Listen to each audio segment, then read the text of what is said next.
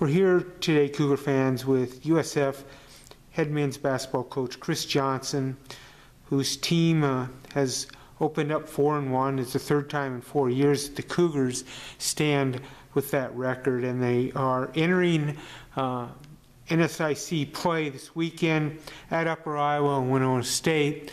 A game this week was postponed due to weather. It's been moved to December 8th, next Tuesday, when USF will have the first of 3 home NSIC games, but there'll be 4 overall with Dakota Wesleyan on the back end of it. Coach Johnson, tell us how the team is progressing in your eyes to this point in the season. Well, I've been happy with our start. There's no doubt about that. We played 2 really good teams on the road down at Fort Hays in a tough environment to play.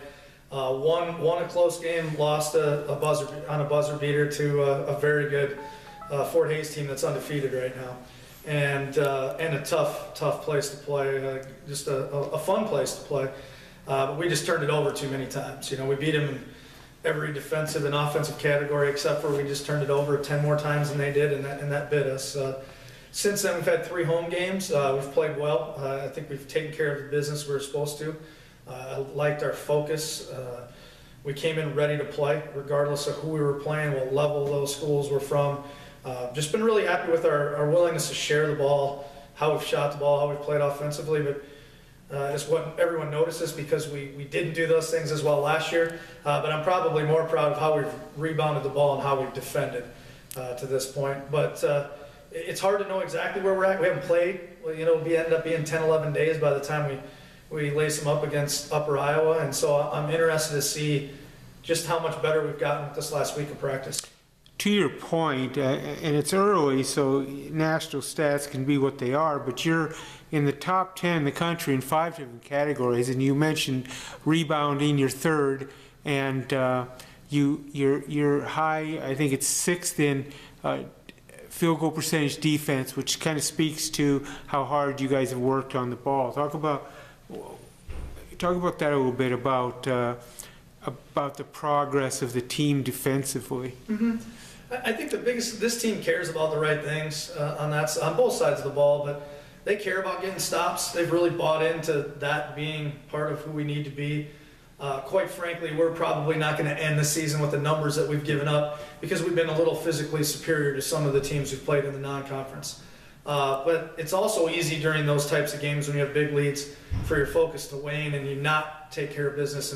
And we've stayed really focused, and it's been a kind of a rallying cry during timeouts in those games was to hold people under 60 or to keep the field goal percentage around 35, and they've been able to do that. And it's going to get harder, obviously. Upper Iowa and Winona are two really good basketball teams that both score at a real high level. So our defense will be tested, but I like our willingness to really dig in on that end and be there for our teammates and really give an effort on every single possession. And if we do that, we're going to have some success on that side of the ball. Speaking of national stats, you're high in like I said, scoring margin and rebound margin. 11.2 is a good number. But the fact is, you don't have any individual players that are ranking in the top 35 in the country, which probably speaks to that chemistry and togetherness that you talk about. You space probably differently this year, and you have more balance, right? Yeah, I don't think there's any doubt we have more balance. Offensively, I think we have 3 guys averaging in double figures and another 3 or 4 that are about 9, 10 points, 9.5, 8.8, it hasn't been one guy for us. Last year we really had to count on Charles and Mac to score all the points. And, we just haven't had to count on that one guy quite as much. And that's been, it's for a couple of reasons. One, we have more talent. We're deeper offensively than we were last year. But 2, it's our willingness to share the ball and get it to the open guy and trust that he'll make the right play, whether it's scoring or making another extra pass. And then some of that is our depth.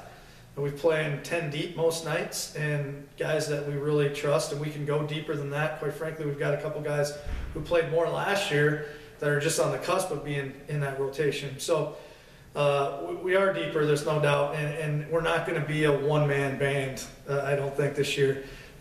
We have guys that are playing well but can play better, and we have guys that have really stepped up in huge moments and carried us at times.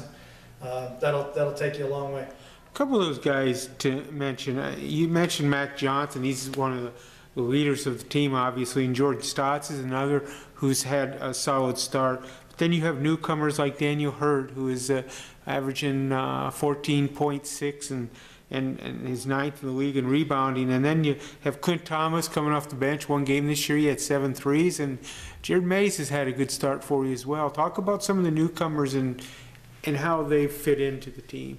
Yeah, and I think Drew Giebert belongs in that, Absolutely. as well. And those 4 guys have been probably the most prominent newcomers. Drew, being a freshman, got to stay out of foul trouble, but he's found a way to put points on the board every night we've thrown him out there, and he doesn't look out of place at all. He's very comfortable. It's going to be a heck of a player for us. Still got a lot to learn. Daniel has been, we thought he would be good, but he's probably even surpassed my expectations to this point, this early, to be right around 15 points and 7 rebounds a game. 62% from the field. Yeah, and he's playing 21, 22 minutes a game. We haven't even had to really lean on him a ton yet. And he's a guy that he commands attention when he catches it on the block, but he's also capable of stepping out and making threes. And Clint, he bailed us out in the second half against Waldorf, played great. He can really, I'll put him up against anybody in the league just shooting the basketball. And guys have found him when he's open.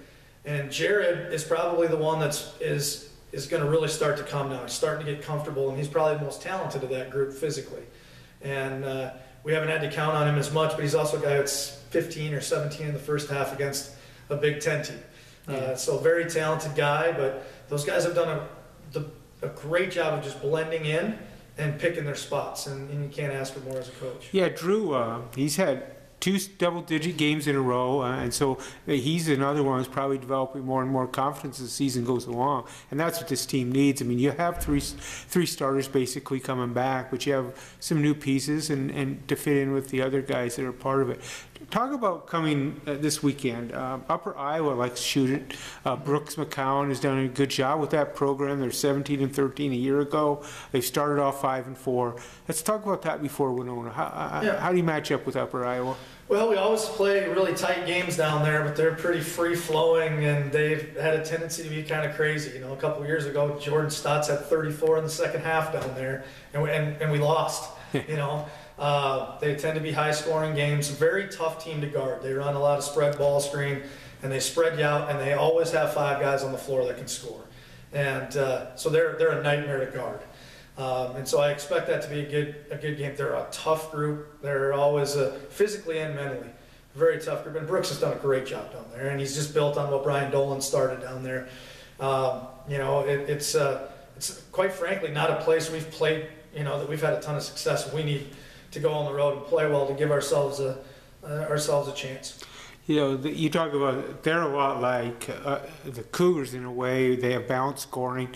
You look across the way, they basically have 3 double-digit scorers right now, and a lot of other guys there, and they're shooting the ball well. They're averaging 80 points a game. You guys are at 82, so you're kind of mirroring each other there. And so there'll be a tough matchup. Moving on to Winona State, they've opened up 1-4, but Todd Eisner, first-year head coach, coming in from Midland, he's really got them going. They played a tough early schedule. Talk about the game on Saturday night and that matchup. Well, and I want to make sure, both teams have played ridiculously tough schedules, and that has shown, but it's also gotten them ready, And Winona, I believe they're 1-4 right now, but they've played 3 of the better teams in the country, all on one road trip in California. Just lost a tough game at Upper Iowa by 4 or 5. Todd's a great coach. He's got them playing really hard right now. You pop on the film, and that's what you notice right away. How hard they play defensively, how they get after you. And, it's a program that's used to winning a ton, and I'm sure that will continue. We've had some really good games with them. For some reason we've had some really good nights. Both ways. We've lost in overtime over there. We've beaten them. They've beaten us. But they always tend to be really hard-fought games, and it's a fun atmosphere to play in. But they kind of put you in a totally different thing. They're running ball screen after ball screen after ball screen, and they put a lot of pressure on your defense that way. There's a good sense about this team. Tell people why they should come out and watch your basketball team.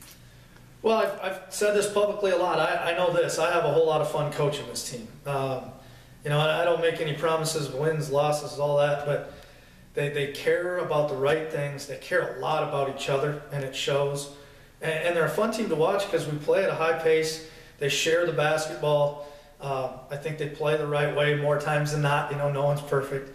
But they compete hard. And, you know, I'm excited to where this team can get to this year. And if we can continue to keep getting better and better, I like where we're headed. Talk about your coaching staff. Who's on staff with you this year, and a little bit about each one. Yep. Nate Kading's back as our associate head coach. He's been with me for 5 years now. Just a tremendous coach. You know, I wouldn't trade him for anybody. He's my right hand and has done just a tremendous job, not only recruiting but scouting and developing relationships with our players. Troy Odegaard is back with us as an assistant. He's been here. I'm getting old here, but I think it's 7 years. This is his 7th year. And Troy's invaluable as well. You know, he's a guy that just does whatever you ask of him, and kind of a jack of all trades kind of guy. And then we have a new graduate assistant, Kevin Fatma, who played at Dort back when we were in the GPAC.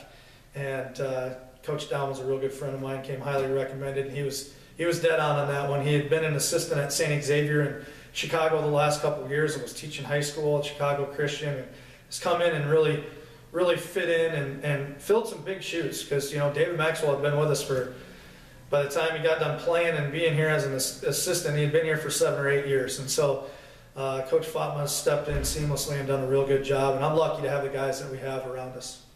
And then finally, the Cougars come back next Tuesday to play Southwest Minnesota State, the travel partner game. That game is at 7 o'clock here at the Stewart Center. It was originally scheduled for the Premier Center. Weather caused some problems. But real quickly, what can fans expect to see in that game come our first NSIC home game here at the Stewart Center? Well, I think it's two teams that are pretty evenly matched.